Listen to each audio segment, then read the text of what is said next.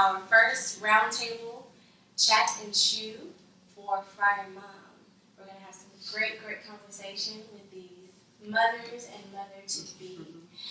Let's start off by introducing ourselves. So we'll start with our lovely mom here. And hello, I'm Deidre. I'm mother to Zion, who is 6.5 years old.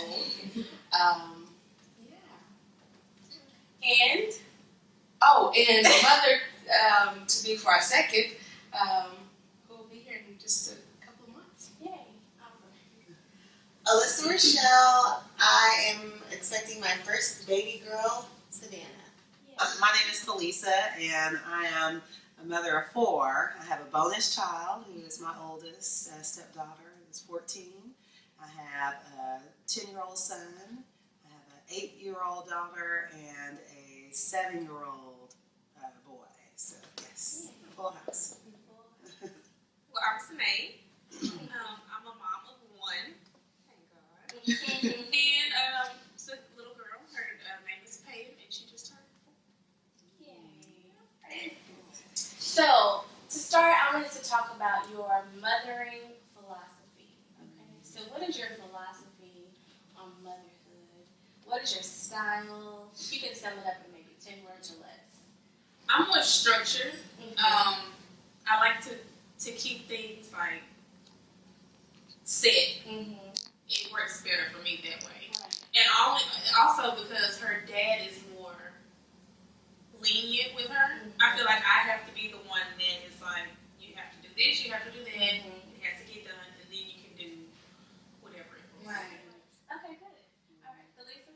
I kind of took that very literally with the 10 words or less. Okay. So I did the No, that's countdown good. of the. Yes. So I said, I forgot. sorry. No. That's okay. You said structure, and then you expounded, so you're good. I did it in the car on the way here. So let's be real. Okay, so I said, God's in control. Do my best with the rest. Yes. By 9. I love it. So those are mine. That's my philosophy. I love it. That's good. Yeah. See, I didn't realize I rhymed on that.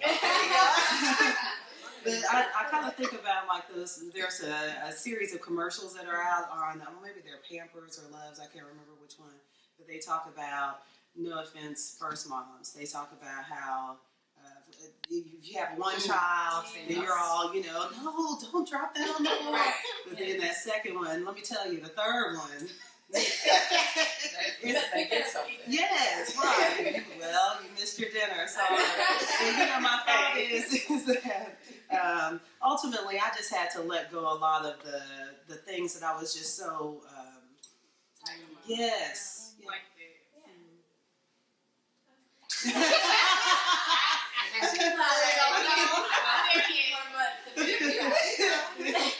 months away. Of what you thinking. I mean, I think,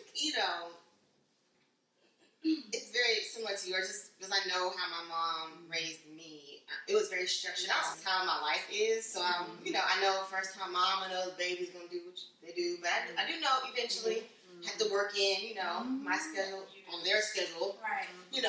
So that's all I know. That's I assume my philosophy would be. Yeah, that's good. So then you have to have a follow-up taping and see. Actually, I just, I try to live everything.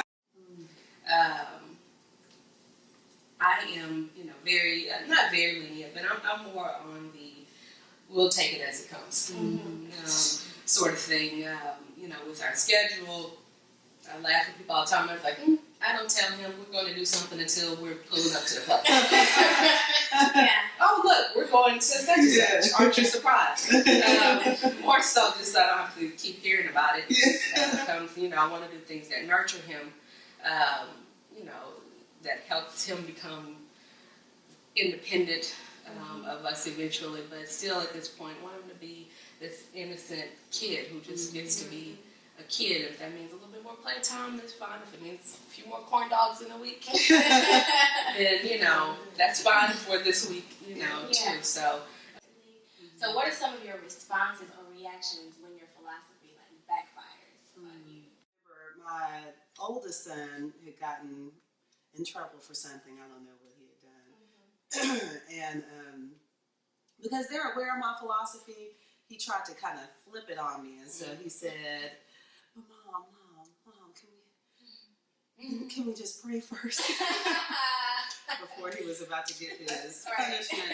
And that kind of helped draw me back into that. So I've invited my kids as they're older to help me. Just like that, because I'm learning, just like they're learning. So I invite them in an appropriate way. So we practice this. Right. What it looks like to help Mom when I need to be reminded to take a breath and things like that. So that's some of the ways that I see that kind of flipping back on me. And sometimes I laugh, and sometimes I'm like, no, I'm not taking a breath. All right. So, it is what it is. Yeah. I don't need a breath. You need a breath. Backfires or crumbles. Yeah. Shoot. That could be anything. I know. But you take it as it comes, and you're like, hey, this is how it came, so let's do this. Yeah. But really, and it's not a parenting thing; it's a me thing. I can procrastinate, which is probably goes along with my philosophy. Fuels a lot of my philosophy. So our crumbling comes when so that wasn't enough structure. Yes, we've missed about 30-40 minutes of that birthday party. Right in time for pizza. That reminds me of some things that I did not really have growing up. My mom was an amazing mother. Oh, holy. Yeah, Dolly Mama. But I don't remember us having a lot of structure, and I don't remember us having set routines. However, I had this very colorful childhood, and all of these stories of exploration and fun, and but part of me, a lot of me wants that for my children, because I see the benefits, especially friends, and so I see the benefits of having that structure. What are some things that you had in your childhood that you want your children to have? And then what are some things that you did not have in your childhood that you want them to have? Yeah. Go ahead. I'll go first since I've been thinking a little bit about this. This is my first kid. Yeah. One thing I will say, going off of your imagination, you mentioned, how you had imagination as a kid. One thing I love that my mom did for me is that she noticed my interest and my passion early on, which is writing. So she encouraged me to write poems and songs, and she would always buy like cute pens and journals all the time. So I never felt like she was placing me in this box, like, oh no, you're going to study this and do this and that's it. It was like, okay, well, this is what you like to do. So I remember in middle school, she was like, you like to write, so let's just sit down and look at the occupational outlook handbook, which for us is, it was ancient years ago, we had that in middle school. And like, let's think about what things that you can make money doing with this talent or passion you have. So that's one of the things I plan on passing on to my kids. One thing I think that I was missing that I definitely want to implement in my kids' childhood is money and finances and budgeting. Honestly, don't think that I had that. Like, I never had an allowance. I never got the chance to say, okay, well, this is what you have for like a month or a week, and if you spend it, well, or you need to learn how to, save. So I think that's something that I definitely want to implement with our kids. Just really helping me to see beyond my neighborhood and beyond my state, and helping me to see how I could contribute to the world was very, very important. And I want my children, I let them know you've got to be actively contributing to other people's lives. It's not just about you. But the thing again, I'll go with you on the money thing. I like that. No concept. I will say, I'm working on making sure that my children understand money. We talk about it all the time. You know, they know how much we pay on a car.